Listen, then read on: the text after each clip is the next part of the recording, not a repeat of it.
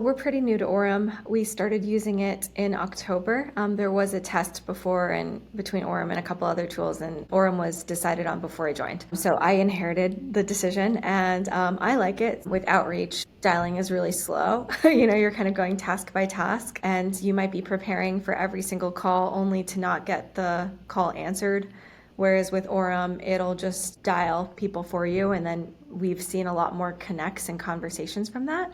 From the SDR point of view, they are entering prospects into sequence, spending more time researching prospects, and then once they're in the sequence, we've kind of had to change the way that we're selling and training them because they're not able to prep for every single call. So at first that was like a little bit of a change management thing that we had to work through. We basically rolled out a new pitch where they are able to pivot a little faster, and it enables us to try to coach them to be better sellers in a way because they have to be nimble and they have to really know the product and the value props because they never know who's going to answer the phone, right?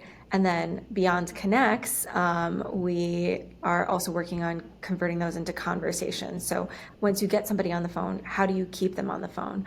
Now we have to figure out how to get you past brush offs, and then we have to figure out how to have you have those more sophisticated conversations that you may not have been in practice with because people just weren't answering the phone. So in a way, it's just giving them more at-bats. We sell a technology that removes silos across cross-functional teams, right? And so there might be a lot of titles that are very vague that you don't necessarily know what they do. Not everybody is updating their LinkedIn with all the best information. So I think that like the number one objection that we get is wrong person. And the reason for that is because we have to figure out on who the right person to talk to is. Maybe it's a panel, especially if it's an enterprise company, and then also narrow down who wants to take responsibility for this because sometimes it's just a matter of like they are the right person, they just like don't have time, right? And so I think that a lot of the training that we've offered them is how do I narrow down who this person might be and like figure out if they actually have the pain in order to give them a pitch that's relevant.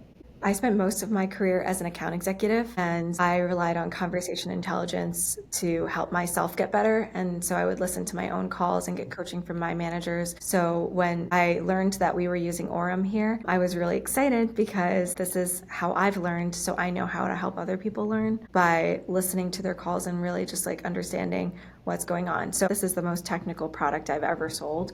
So I had to learn the value prop myself. Who are these ICPs? What do they care about? It's a crowded market too. So how are we standing out? How are we differentiating? What are the objections that we get? Because if I don't know that stuff, how am I going to teach anybody else? It started with me just being like, okay, let me figure out like what do these conversations usually sound like? You can put them all through an AI and have the AI summarize it for you, but you're never really gonna know unless you synthesize that yourself, right? With your expertise. So I got a sense of like, okay, here are the reps on my team. Here are their strengths. Here are their weaknesses. This is what works really well for this person. Could this person also try it? And then if I have to coach them, I listen to a call already. Maybe I have an idea for how they could have done differently. I copy and paste the transcript and then I mock call it with them live and I give them an opportunity to take another path with that same exact persona.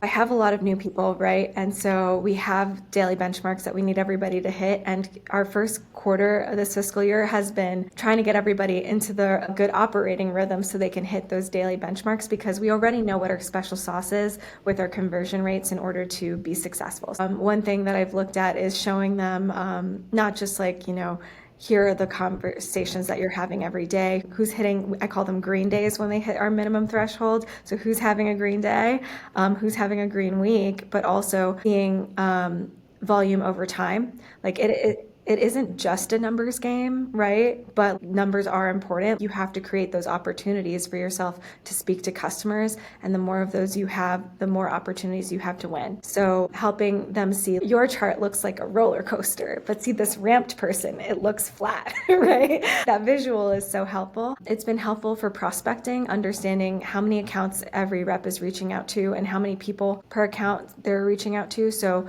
some people were having fewer connects, realized they were calling the same people over and over and over again. It's like, hey, you need to add more accounts. You need to be adding more people every single day, or you need to go wider, not deeper, or deeper, not wider. So helping to coach them in that way.